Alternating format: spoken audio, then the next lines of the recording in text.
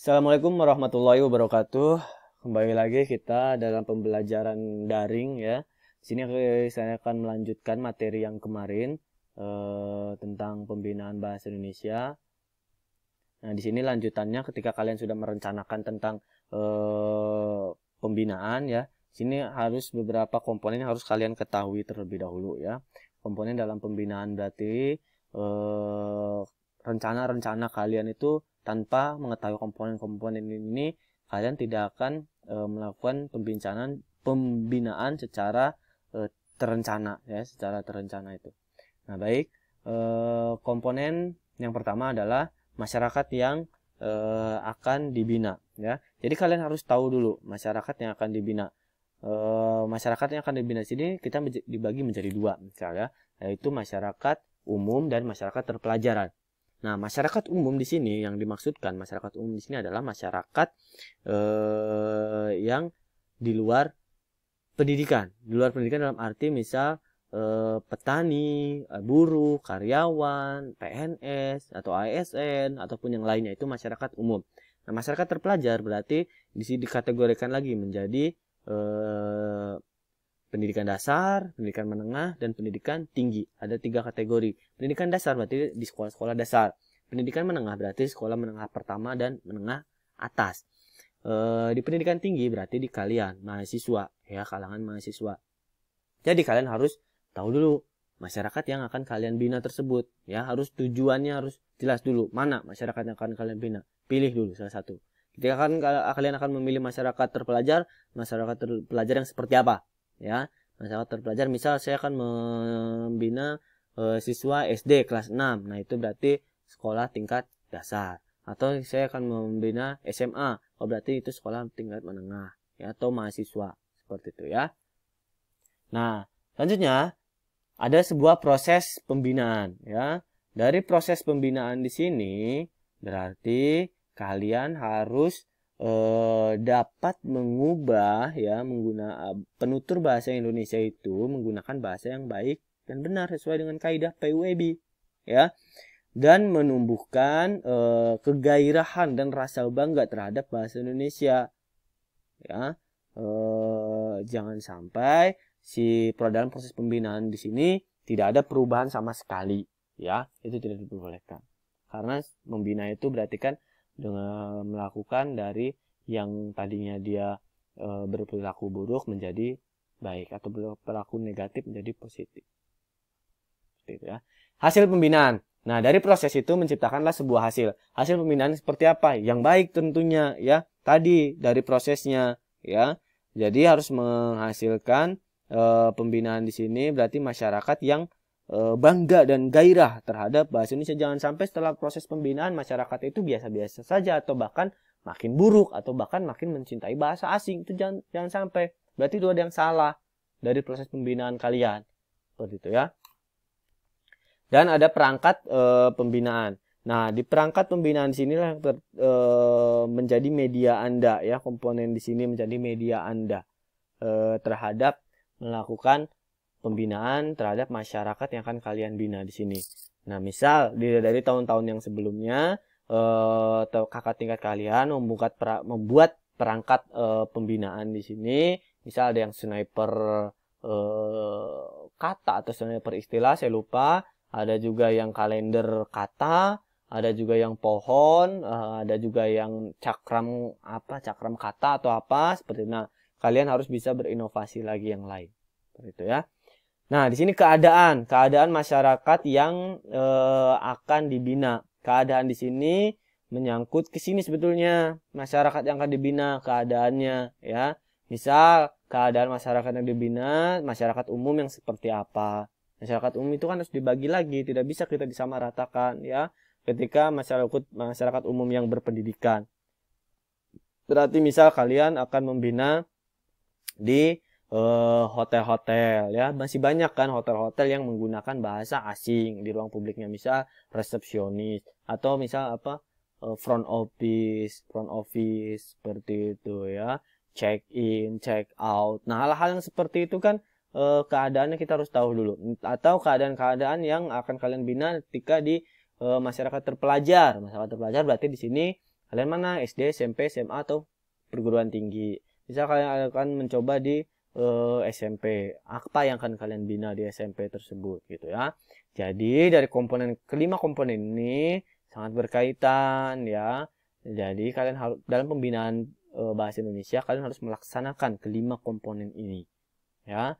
Kalian tuju dulu masyarakat yang akan kalian bina, lalu kondisinya atau keadaan dari masyarakat yang akan kalian bina itu seperti apa.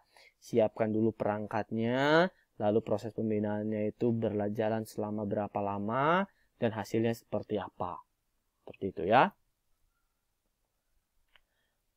Nah, di sini jalur pembinaan bahasa Indonesia. Pembinaan bahasa Indonesia itu sebetulnya tugas dari Badan Bahasa dan masyarakat yang ada di Indonesia selagi dia masih warga negara Indonesia itu wajib ya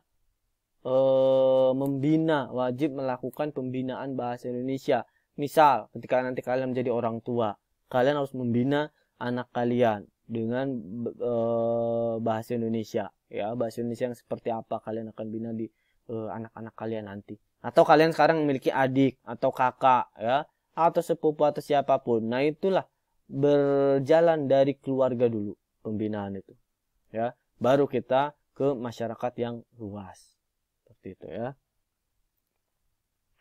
Nah, jalur pembinaan itu terbagi menjadi dua. Yang pertama adalah jalur pengajaran ya, ini ya, jalur pengajaran. Di jalur pengajaran di sini berarti diperuntukkan untuk siswa tadi yang di awal terpelajar ya. Jadi dari terpelajar di sini diselipkan dalam sebuah pembelajaran di sekolah atau di kampus. Itu harus ada sebuah pembinaan juga. Misal seperti itu ya. Misal contohnya ketika yang dilakukan oleh kakak tingkat kalian kemarin itu menyimpan alat pembelajaran media pembinaan tersebut di sekolah-sekolah tersebut ya. Kalender kata ataupun pohon baku itu disimpan di sekolah-sekolah itu. Nah, itu kan di luar pembelajaran. Itu untuk melakukan pembinaan. Bisa juga gurunya ya membaca agar pengetahuan kosakatanya dapat bertambah.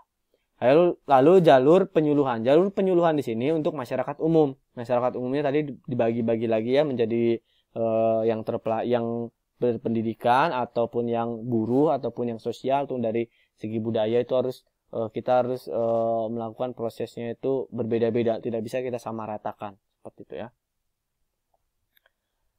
Nah, di sini ada peran guru ya, peran guru bahasa Indonesia dalam pembinaan. Itu harus sangatlah penting peran guru dalam melaksanakan pembinaan bahasa Indonesia. Jangan sampai guru itu hanya mengajar ya, jangan sampai guru itu mengajar peserta didiknya saja ya, jangan sampai hanya mengajar peserta didiknya saja sesuai dengan teori-teori, tapi guru juga berperan penting dalam pembinaan bahasa Indonesia. Yang pertama, guru bahasa Indonesia sebagai pembimbing ya. Di sini berarti haruslah guru memiliki pengetahuan yang cukup bahkan banyak tentang anak didiknya dan bahasa Indonesia, perkembangan dari bahasa Indonesia gitu ya.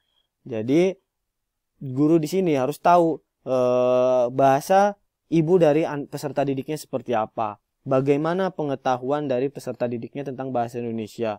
Terus bagaimana tingkat keterampilannya dalam bahasa Indonesia. Terus bagaimana minat terhadap bahasa Indonesia itu harus tahu ya. Proses pembimbingannya itu harus tahu gurunya dari latar belakang siswanya tersebut. Yang kedua, guru sebagai model ya. Guru sebagai model. Salah satu tonggak lingkungan peserta didik, baik lingkungan langsung maupun tidak langsung ya. Nah, oleh sebab itu, segala tingkah laku guru sedikit banyak akan ditiru, akan dicontoh oleh peserta didik ya. Ketika guru itu menggunakan bahasa yang baik dan benar, apalagi peserta didiknya pun akan merasa bangga dan akan menjadikan guru tersebut model bagi peserta didiknya tersebut. Itu ya. Jangan sampai ini gurunya malah menggunakan bahasa prokem. Nah, itulah. Apalagi dalam kondisi belajar mengajar menggunakan bahasa prokem itu sangat tidak diperbolehkan, ya. Guru sebagai administrator. Nah, Guru sebagai administrator dikatakan sebagai harus dapat mengelola segala sesuatu yang berkaitan dalam pengajaran, ya. Di sini lebih ke administrasi seorang guru itu kan tidak jauh dari RPP, ya. Dari RPP, misal gurunya aja buat RPP-nya dengan kalimat-kalimat yang acak-acakan, ya, kalimatnya tidak jelas, maknanya seperti apa, tanda bacanya, nah itulah tidak baik, ya, jangan seperti itu. Nah, berikutnya guru sebagai inovator, ya. Nah, termasuk dalam bahasa Indonesia, artinya selalu berkembang, ya. Dalam bahasa Indonesia, perkembangan tersebut terlihat antara lain menampaknya pada unsur serapan, ya. Tuh, work from home, ya. Work from home ya, di sini berarti unsur serapan yang terbaru. Nah, guru harus tahu. Oh, berarti nanti siswa itu role modelnya kembali ke sini, berarti ya. Kembali ke sini, wah, guru tersebut sangat menginovasi saya. Ternyata pemahaman kosakatanya sangat luas, gitu ya, menjadi inovator lagi. Update lagi kosakatanya, kosakata terbarunya, seperti itu. Nah, guru sebagai evaluator. Guru sebagai evaluator di sini berarti segala sesuatunya setelah bimbing ini semuanya kita harus tahu. Oh, kita harus bisa mengevaluasi.